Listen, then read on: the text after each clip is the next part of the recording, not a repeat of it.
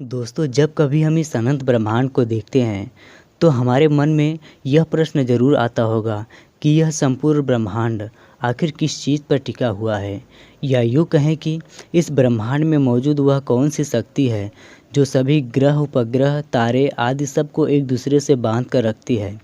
दोस्तों, यदि आप अंतरिक्ष विज्ञान में रुचि रखते हैं तो यह प्रश्न आपके मन में कभी न कभी ज़रूर आया होगा। तो आज के इस वीडियो में हम बात करेंगे एक ऐसी अनोखी शक्ति के बारे में जो इस संपूर्ण ब्रह्मांड को बांध कर रखने में अपना अहम भूमिका निभाती है। नमस्कार दोस्तों, मैं हूं आशीष कुमार। स्वागत करता हूं आपका इस वीडियो में। दोस्तों, यदि आप हमारे चैनल पर पहली बार आए हैं तो प्लीज़ हमारे इस चैनल को सब्सक्राइब ज़रूर कर लीजिएगा, क्योंकि हम हमेशा ही ऐसे नॉलेजेबल वीडियो आपके लिए लाते रहते हैं। दोस्तों, हमारे भौतिक वैज्ञानिकों ने अब तक 4 ऐसे बलों की खोज की है जो ब्रह्मांड के इस व्यवस्था को बनाए रखने के लिए जिम्मेदार हैं, और उन 4 शक्तियों में से गुरुत्वाकर्षण बल पहले स्थान पर आता है। जी हाँ दोस्तों, हम जिस शक्ति के बारे में बात कर रहे हैं वह गुरुत्वाकर्षण बल ही है। गुरुत्वाकर्षण बल यानी कि ग्रेविटेशनल फोर्स से हम सब भली भांति परिचित है। इस बल के कारण ही ऊपर फेंकी गई गेंद या पत्थर धरती पर वापस आ जाती है। उपग्रह ग्रहों के और ग्रह सूर्य के चारों ओर चक्कर लगाते हैं, और इसके कारण ही आकाशगंगा के 150 अरब से भी ज़्यादा तारे एक व्यवस्था में बंधे हुए हैं। और तो और इसी बल की वजह से हम इंसान पृथ्वी की सतह पर आसानी से चल फिर पाते हैं। दोस्तों, आइंस्टीन की जनरल थ्योरी ऑफ रिलेटिविटी की माने तो अगर किसी इंसान के पास पूरे ब्रह्मांड की ग्रेविटी कंट्रोल करने की शक्ति आ जाए तो एक तरह से वह भगवान बन जाएगा। वह जहाँ चाहे जा सकता है, जिस समय में भी आना जाना चाहे जा सकता है, किसी भी तारे और ग्रह को प्रकाश से भी तेज़ स्पीड में कहीं भी फिक्स कर सकता है। वह हर टाइप की सभ्यता से भी ज़्यादा ताकतवर बन सकता है। दोस्तों, आइए जानते हैं कि आखिर गुरुत्वाकर्षण काम कैसे करता है। जैसा कि हम सभी ने जाना, गुरुत्वाकर्षण सीधे सीधे 2 वस्तुओं के द्रव्यमान से जुड़ा हुआ है, और यहीं पर लागू होता है न्यूटन के गति का तीसरा नियम।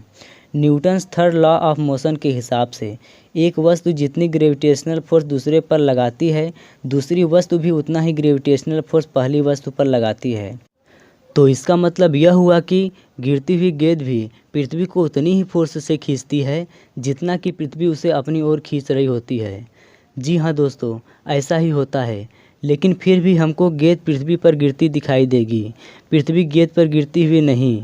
तो ऐसा इसलिए होता है क्योंकि गेंद की तुलना में पृथ्वी का द्रव्यमान बहुत ही ज़्यादा है, और न्यूटन के दूसरे नियम के अनुसार इस कारण से पृथ्वी की स्पीड बहुत कम हो जाती है और हमें लगता है कि सारी वस्तुएं पृथ्वी पर ही गिरती है। ग्रेविटी हमेशा खिंचाव ही क्यों उत्पन्न करती है। दोस्तों, यह सवाल कई वैज्ञानिकों के मन में भी उठा था कि आखिर ग्रेविटी हमेशा खिंचाव ही क्यों उत्पन्न करती है। तो इसे समझने के लिए हमें ग्रेविटेशनल फोर्स की तुलना किसी दूसरे ताकतवर फोर्स से करनी पड़ेगी। अगर हम ग्रेविटेशनल फोर्स और इलेक्ट्रोमैग्नेटिक फोर्स की इक्वेशन देखें तो हम पाएंगे कि ये दोनों काफ़ी मिलती जुलती हैं। दोनों ही इक्वेशन फोर्स की गणना करने के लिए इस्तेमाल होती है।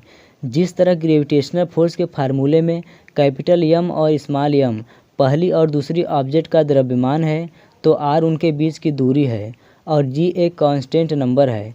इनकी वैल्यू हमें पता हो तो हम आसानी से दोनों ऑब्जेक्ट के बीच में लगने वाले ग्रेविटेशनल फोर्स को निकाल सकते हैं। ठीक इसी प्रकार इलेक्ट्रोमैग्नेटिक फोर्स के फार्मूले को भी देखें तो यहाँ कैपिटल क्यू और स्मॉल क्यू उन दोनों पार्टिकल का चार्ज है जिनके बीच लगने वाली इलेक्ट्रोमैग्नेटिक फोर्स हमें निकालनी है, और आर उनके बीच की दूरी है, और के एक कांस्टेंट नंबर है। अब यहाँ पर हम देखेंगे कि एक तरफ इलेक्ट्रोमैग्नेटिक फोर्स खिंचाव के साथ साथ दोनों पार्टिकल को ढकेल भी सकती है, वहीं दूसरी तरफ ग्रेविटी हमेशा खिंचाव पैदा करने के लिए ही जानी जाती है। ये कभी भी दोनों पार्टिकल को ढकेल नहीं सकती है। तो इसके पीछे का जो कारण है वो ये है कि इलेक्ट्रोमैग्नेटिक फोर्स में 2 तरह के चार्ज हैं, एक पॉजिटिव और एक नेगेटिव।